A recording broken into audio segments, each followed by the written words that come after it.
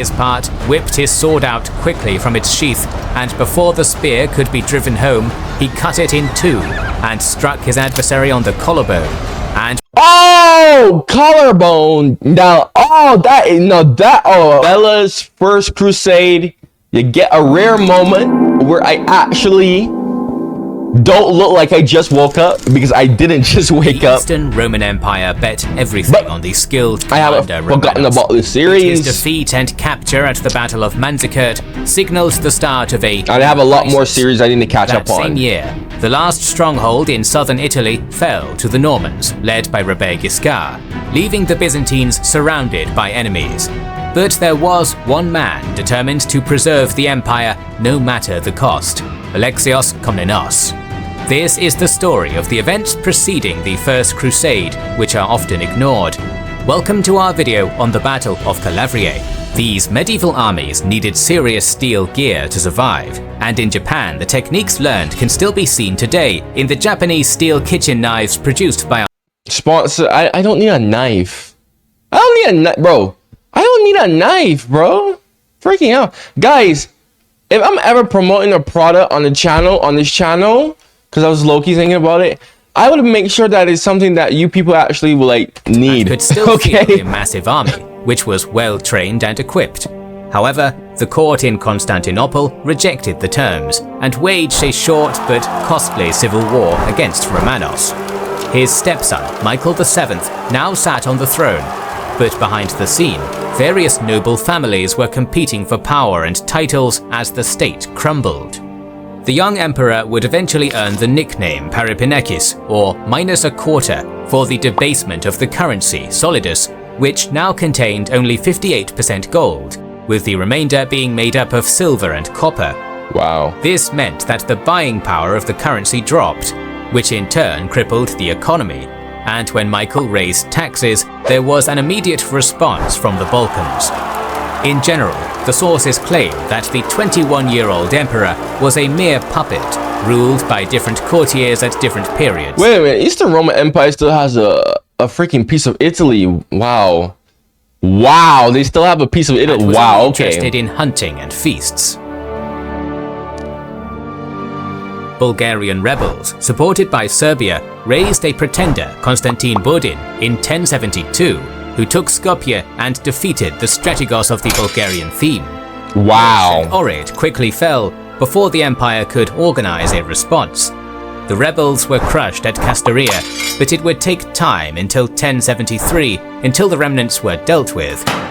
Not only did this cost the empire crucial time, but it meant that they couldn't launch a full-scale counterattack to the east, as a large portion of its professional army, or Takhmeta, was busy in the Balkans.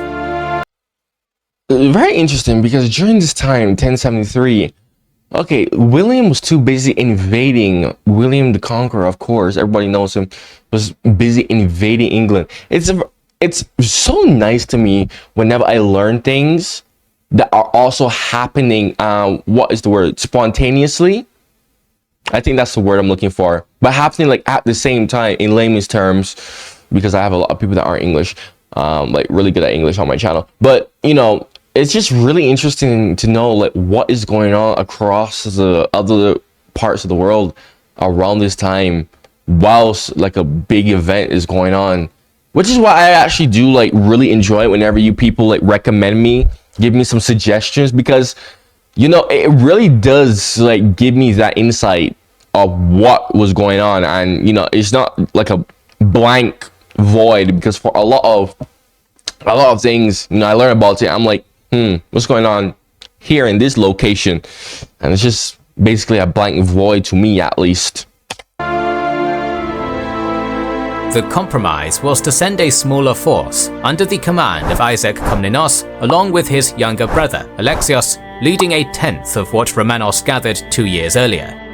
Accompanying them was a cavalry force of 400 Frankish mercenaries headed by the Norman Roussel de Bayeul, who was present at Manzikert. By this point, the Seljuks had already broken the eastern defences and roamed the Anatolian plateau unopposed. But the coastline was secure, as well as any city with stone walls, so the region was far from being lost. and this expeditionary force was crucial in asserting dominance over the nomads.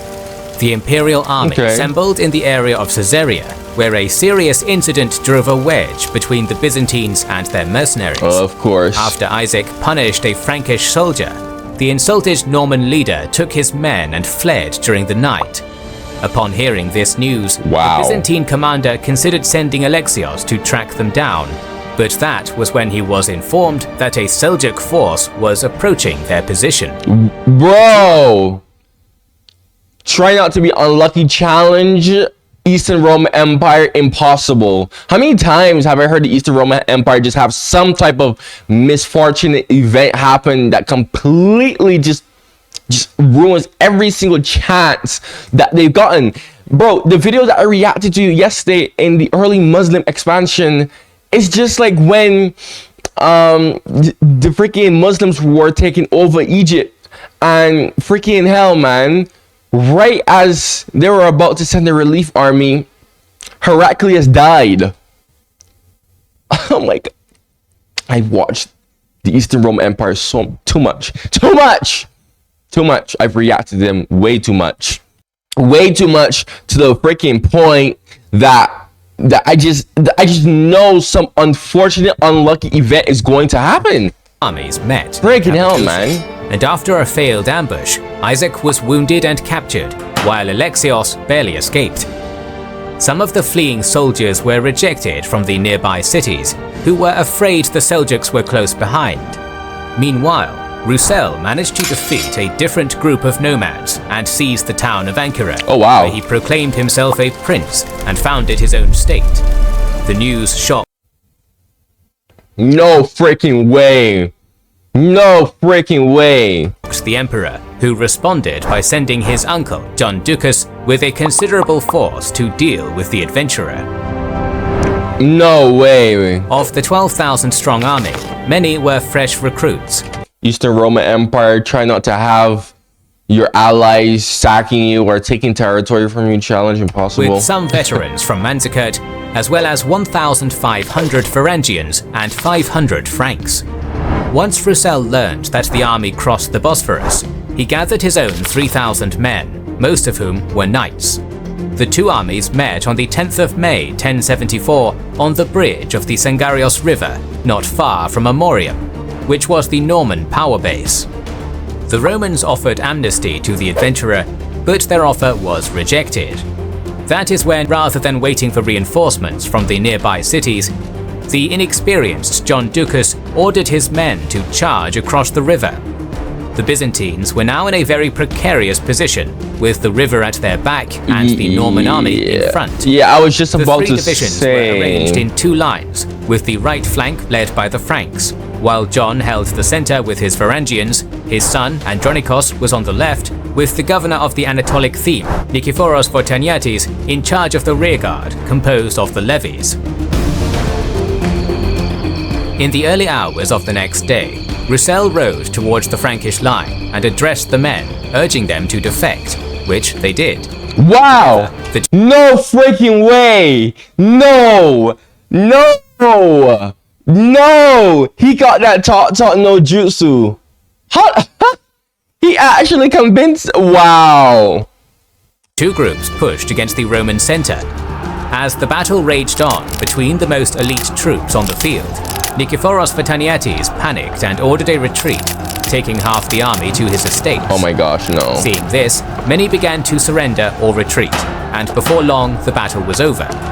Bro, holy crap, bro. I swear, the late Roman Empire is just so unlucky, man. Alongside his son Andronikos, who now contemplated the irony as 3 years ago he was in charge of the rearguard and abandoned Romanos at Manzikert. A new army was quickly gathered under the command of his other son Constantine, but shortly after crossing to release his family, he died, and another expedition disintegrated, leading to nothing but debt. Wow. Roussel decided to make another unlucky gamble after by unlucky, proclaiming the captured John Ducas as the new emperor. This was the pivotal moment when desperation forced the Roman hand to choose the lesser evil. After losing his bid for the Seljuk throne against Alparslan, Suleiman and his 3 brothers fled to the Taurus Mountains back in 1064, and he became the sole survivor after multiple punitive raids. Now that Melik Shah I ruled the Seljuk Empire, which was weakening, Suleiman managed to establish himself in the region, which had the exact same climate conditions as the steppe, but was detached from the authority of Isfahan. The nomads raided, but also traded with the local Byzantines, who were themselves cut off from Constantinople. Why in the world? They're raiding and they're all... What? How does that... Bro, how does that logic work? How does that logic... When suddenly, Suleiman received an offer, which would not only make him an ally of the empire, but also formalize his territorial claims and fill his pockets. All he had to do was deal with Roussel, who just sacked Chrysopolis near Constantinople. The Norman finally met his match as he fell for the classic feigned retreat and was captured by the Seljuks. No But freaking way, he actually fell for Constantinople had that. sent their ransom, his wife showed up with a generous amount of gold, and the Seljuks released him. Desperation really kicked in. Wow, wife coming in clutch. Hey bro, what wife in 2024 would do this for you? I mean, I know some would, but like most wouldn't. Let's be real. Most wouldn't. And Michael used his connection to Georgia via his wife Maria to convince Tsar George II to hold the eastern frontier and capture Roussel in return for Theodosiopolis, Tau and Kars. The crucial cities and forts were handed over, but the Georgian army failed, with many joining the Norman cause. This man has plot armor. All he has seemed plot. lost, but Bro, I swear this Norman has plot armor. Byzantines were well aware that if this was not handled quickly, rebellions would erupt elsewhere, proclaiming John as their rightful leader. The next candidate to step up to the job was Alexios Komnenos, a 20-year-old energetic and charismatic man who was appointed commander-in-chief and sent to deal with Roussel without any significant funds or army.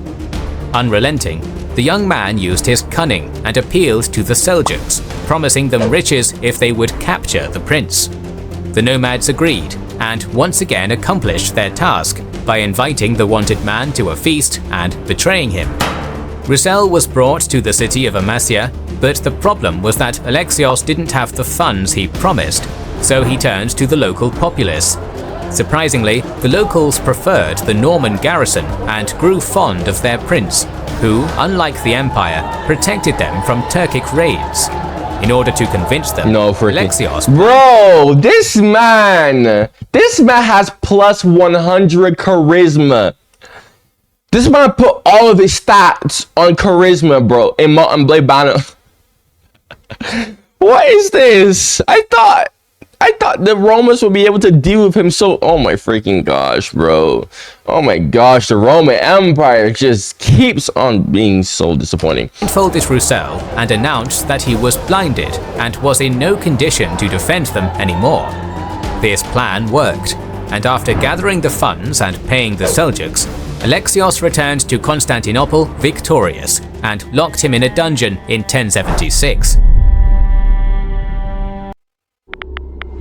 This is a good point to shift to the other side of our narrative, as in 1076, the growing tensions between Pope Gregory VII and Holy Roman Emperor Henry IV erupted into what is now known as the Investiture Controversy.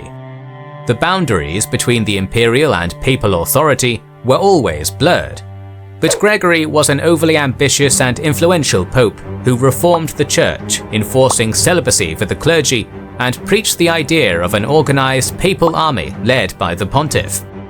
On one occasion he wanted to lead an expedition into Al-Andalus, on another to aid the Eastern Roman Empire in retaking their lost lands, provided they accept the primacy of the Catholic Church, before that force retook the Holy Sepulchre in Jerusalem. While these ideas sound familiar now, back then it was unheard of for a pope to wield that much power or even lead his own army. Already the seed of future events was planted in a combination of the desperate Byzantine leadership asking for aid. So, quick question, if anyone can answer for me. Why was that unheard of? What changed? What changed? What changed? What changed? Why is that a foreign concept? Why would that be unheard of? Somebody please elaborate for me. Explain this to me in better details in the comments, please and thank you. Aid from the West and the desire for increased power for the papacy. Agents were sent throughout Europe, exaggerating reports of violent barbarians defiling and harassing innocent pilgrims, despite the fact that since the Islamic conquest of the Holy Lands, thousands of pilgrims made their way to Jerusalem. Initially, the preferred route was to go to a maritime city, chiefly Venice, and then sail for 2 weeks. But over time, the difficult naval trip was made worse by Arab pirates and became less used than the land route. One could travel to Constantinople by land or sea, then take the Roman roads, enjoying the hospitality in this medieval version of tourism, which the Normans, Seljuks, and general instability made worse. But the stars were not yet aligned for one of the most pivotal changes in history to occur. It would take a different pope and different Eastern Roman emperor for these ideas to coalesce. Back in Byzantium, the idea of handing out money to solve all of their problems was expanded upon, with the alliance with Hungary and the Normans. In fact, Robert Guiscard was paid a large amount of gold and given 40 titles to bestow upon his followers, each acting as an annual salary. But above all, his daughter was betrothed to the son of the emperor. Bro, I swore he was about to say that his daughter was given to a grown freaking man for a second, but no, it was not. Thank Behind God. this expensive endeavor was to ensure nominal control over southern Italy, as well as buy time for the state to recover. All of this money had to come from somewhere, so a reform was passed aiming to centralize the grain trade. Until this moment, farmers sold their produce to merchants, who then sold the grain to the populace at a competitive price. But in these troubled times, tax evasion was widespread. The solution was to concentrate the entire grain trade to one city, Redestos, where the price would be the same and each transaction much easier to tax. The immediate aftermath of this policy saw farmers withholding their grain in order to create a shortage, which would then raise the prices. The overcrowded city of Constantinople, filled with refugees from all the lands in Anatolia now given to the Seljuk allies, began to starve, which led to an uprising. Oh no! Emperor Michael managed to quell it, but the problems were just starting, as this rebellion led to civil war. Usually, civil wars involved two sides. Eastern Roman Empire trying not to have a civil... Nah, not even Eastern Roman. Just Roman Empire in general. Roman Empire trying not to have a civil war challenge. Absolutely impossible. However, in this scenario, there were 4 separate rebellions, each with its own goal. First, there was Philaretos Frachamios, who carved out a very large piece of the empire, centered around Antioch after the Battle of Manzikert. He proclaimed himself emperor and slowly expanded his realm by attacking other Roman cities. Secondly, a federation of cities on the Danube River broke off and sided with the nomadic Pechenegs. In November 1077, the most powerful man in the Balkans, governor of the Dyrrhachiot theme, Nikephoros Vrienios, also proclaimed himself emperor and gathered a coalition of supporters filled with veteran soldiers, as he himself was a capable commander. Oh, lastly, we have Nikephoros Pachaniatis. Oh my!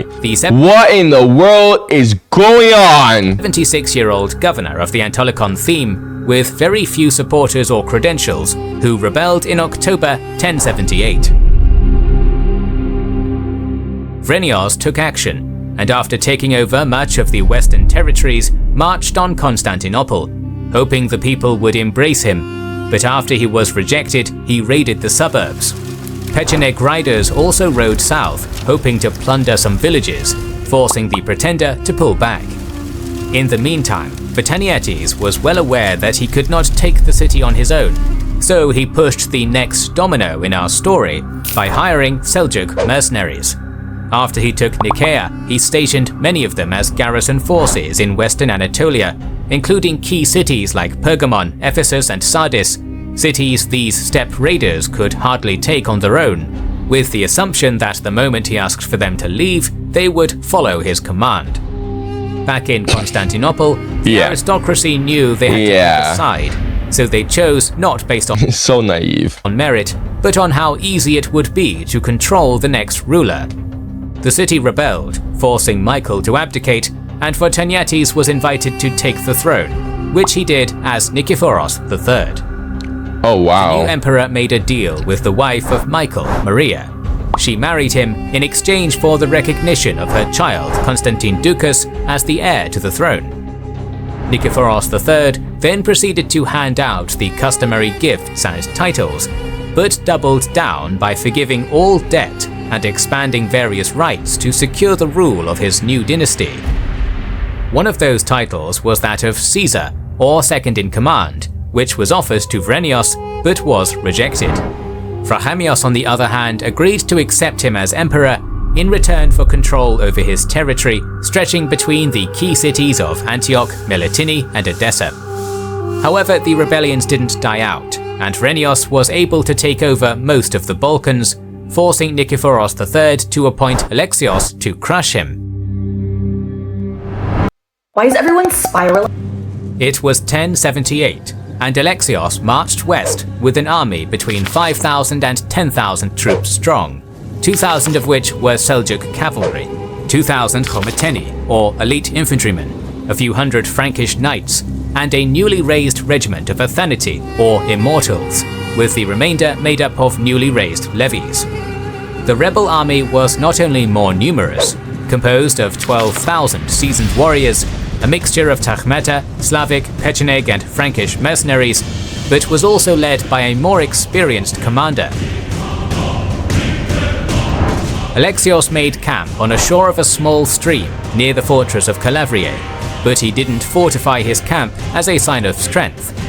He quickly sent out Seljuk scouts, learning the location and size of the enemy force, but some of the scouts got captured, and that exposed his own position. Vrenios knew that he had his opponent outnumbered, so he marched his army for the decisive battle.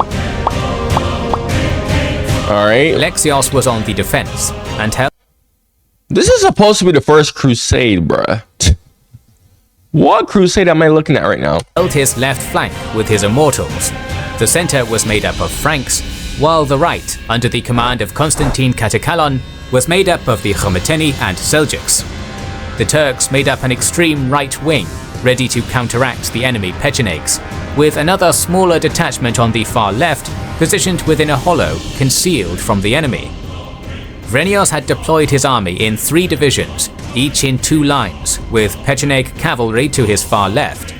The right wing consisted of a 5,000-strong unit, bolstered by Frankish knights and Thessalian cavalry under his brother John. His left was made up of 4,000 troops from Thrace and Macedonia, while he led the 4,000-strong center.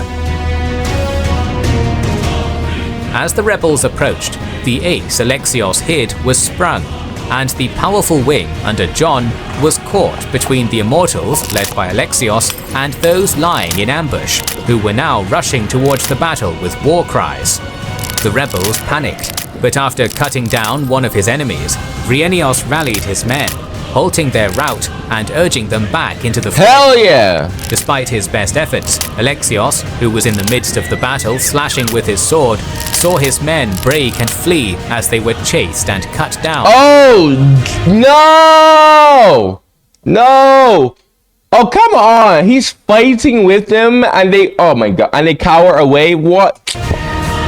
Bruh. Meanwhile, on the right, the Pechenegs managed to evade the Seljuk riders and overwhelmed the right wing. In the center, Nikephoros persuaded the Franks to desert the loyalists, as they swore fealty to him in the middle of the battle. All seemed lost.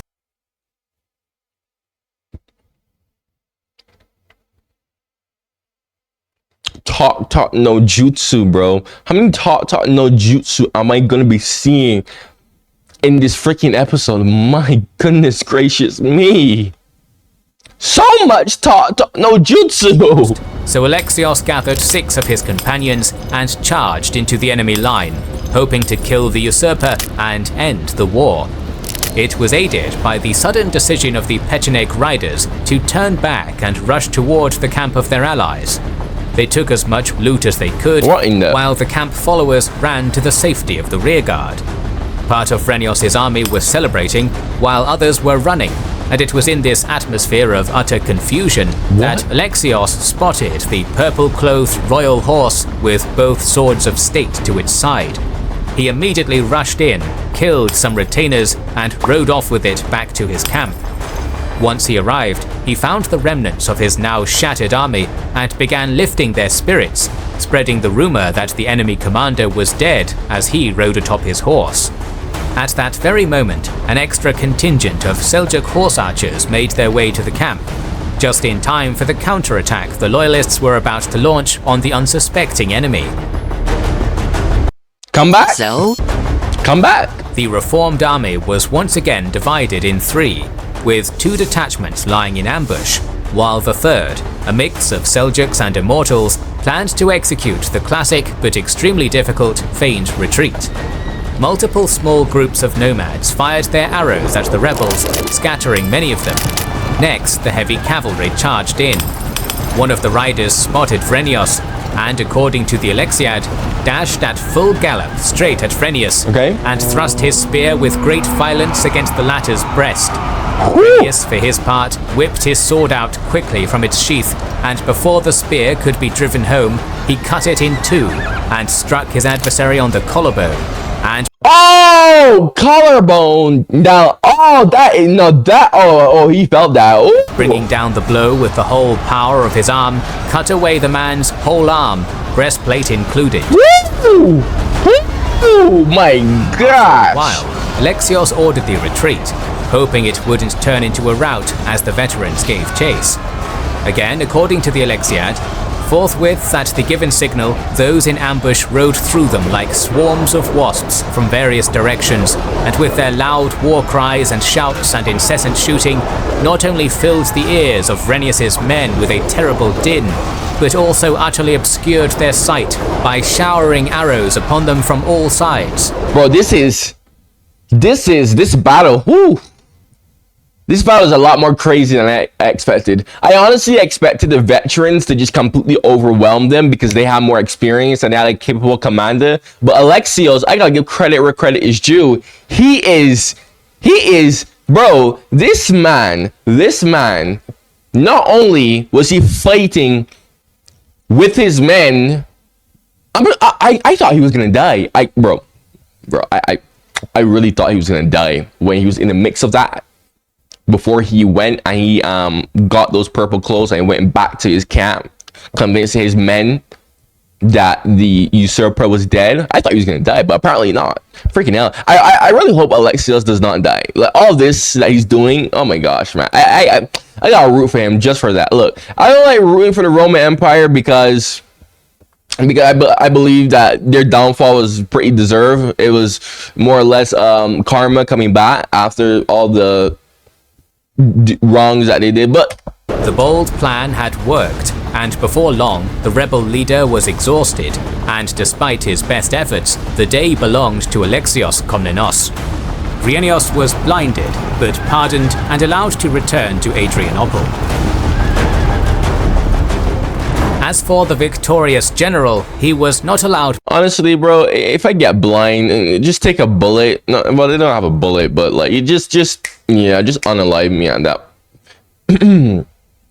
I wouldn't even want to live anymore. Like, how can you live when you're blind, bro? Like back into the capital, and instead was sent out against a new pretender, Nikephoros Vasilakis, who rose up in Thessaloniki, bro, how many pretenders are we many gonna of have? the remaining rebels. But one night attack later, this rebellion was also put down. It was now 1080, and the gold content of the Solidus fell to 33%, as the fourth Nikephoros rose up in rebellion. This time it was Melisinos who rebelled with the aid of Suleiman. No At way. that point, Suleiman received the title of the Sultan of Rum from the Sultan Melik Shah.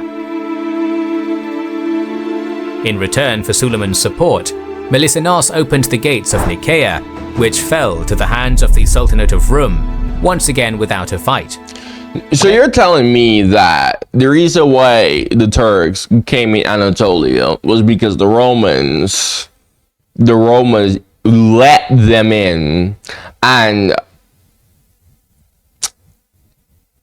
this would eventually pave way for the rise of the Ottoman Empire? Bro, no freaking way. Alexios was ordered to deal with the man who happened to be his brother-in-law, but this time he refused. No action was taken against him, since news reached the capital that Robert Guiscard was planning to launch a massive invasion after a monk impersonating Michael VII appealed to him to take back his throne, and Alexios was needed to stop that incursion. Holy and it moly, was right around bro. this time that the old and childless Nikephoros III decided to break the agreement he made with Maria and appointed one of his relatives the heir, alienating the Komneni family, which joined the rebels. In April 1081, a band of German mercenaries was bribed and opened the gates of Constantinople to Alexios and his army, which proceeded to brutally sack the city. The Varangian Guard continued to defend the palace, but 3 days later, the Patriarch convinced the now 79-year-old emperor to abdicate. Alexios I Komnenos became the emperor. While we now tend to think of Alexios as a capable ruler, at the time of his coronation, the Sultanate of Rum was handed most of Anatolia and supported another pretender to the throne, a usurper. The Normans were about to invade. Control over Serbia and Bulgaria was nominal. The alliance of the Danubian cities was in rebellion, supported by the Pechenegs. The treasury was empty, the manpower was depleted, and the solidus fell to 10% gold content. No man alive could unify the bickering families and hold the empire together while also campaigning against this many enemies. But Alexios' mother, Anna Dalasini, was no man. Alexios' mother not only played a pivotal role in his... I see what I did there. Lord of the Rings reference, question mark? When I forgot what that lady's name was, but she was fighting the Witch King during the Battle of Minas Tirith, and the Witch King told her, I mean, if you know the Lord of the Rings, you should know what I'm talking about. But the Witch King told her, no man has ever defeated me. And then she whips out her helmet and says, I'm not a man. And then stabs him and defeats him. Rebellion, but was the real power behind the administration for the next 15 years, second only to her son. She arranged marriage alliances and delicately balanced the power between the most powerful people in the empire. The previous approach of purging political opponents was abandoned and replaced with mercy and amnesty. Many old titles were discarded, and instead new ones were created. Nikephoros Melissenos was pardoned and made Caesar, as well as the governor of Thessaloniki. The extended Komnenos family was given important posts. Precious gifts were sent to the Pope, Doge, Holy Roman Emperor, and various Italian lords, while Alexios mustered an army to meet Robert Guiscard. You can check out the 2 videos we made covering the conflict, including the Battle of Dyrrhachium, which was as devastating as Manzikert, via the link in the description and in the top right corner. Despite numerous setbacks, Alexios and his coalition held out long enough until Guiscard died of malaria in 1085. Crazy! In order to repay the Venetian allies who made this victory possible, Alexios made considerable concessions to the Republic. The Doge was granted the new hereditary title of Protosevastos, making him the 4th in imperial seniority. The Venetians were granted gold, honors, and several churches in the empire. Shops, houses, and 3 landing stages were granted on the Golden Horn, and all Venetian traders were exempt from customs duties and sea taxes. In return, Venice was to answer when called upon and defend the Adriatic border. This caused a drastic shift and would spiral out of control as Western trade colonies drove the local merchants out of a job. Wow. In our next episode, we'll continue building up to the First Crusade, and we'll show how the Eastern Roman Empire situation became direr, and explain what was going on with the Seljuks. So make sure you are subscribed and have pressed the bell button to see it. Bro. Please consider liking. Bro, freaking. It's funny because I watched the fall of Constantinople, right? And I'm watching like the rise of the Ottoman Empire. So this is basically like the prelude, right? This is like prelude to the rise of the Ottoman Empire. It really gives you like more in-depth details on how the freaking Eastern Roman Empire just completely fell apart. I'm really liking it though. I'm really liking it. Tomorrow gotta go drop me another reaction on what reaction do I have to do? I think Alexander the Great. A lot of people have been asking me for that as well. I gotta do like maybe like Caesar. A lot of people have been asking me to do that. I don't know. You made it all the way to the end of the video. Make sure you like and subscribe. If you made it all the way here and you're new to my channel, subscribe. All right, you watch all of this, go check out my other videos. If you have any suggestions for me, go and comment down below. Eventually I will do it. And to my, well, any ladies out there, because I have a few ladies who watch me, consider subscribing to see more of my handsome face. Although most of the time I usually record videos when I wake up. This is a rare moment when I actually record a video where I was awake hours beforehand. But anyways, man, thank you for watching and goodbye.